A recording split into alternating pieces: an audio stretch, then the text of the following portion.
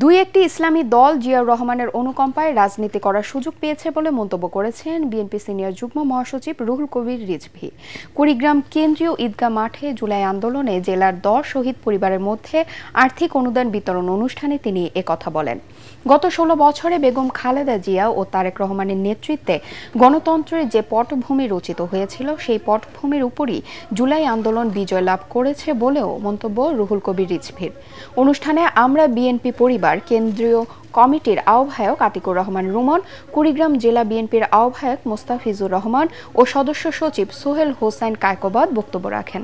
১,৫০০-এর মতো শিশু, তরুণ, কিশোর, বাচ্চা, রিকশা কাউকে বাদ দেয়নি হত্যা করতে।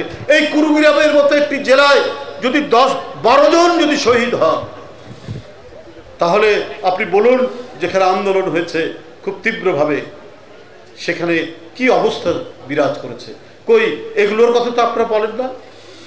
আপনাদেরকে তো আপনারা যখন অপপ্রচার আর কুৎসায় নেমেছেন, তখন বিএনপির নেতা কর্মীরা আহত নিহত পরিবারের পাশে দাঁড়িয়ে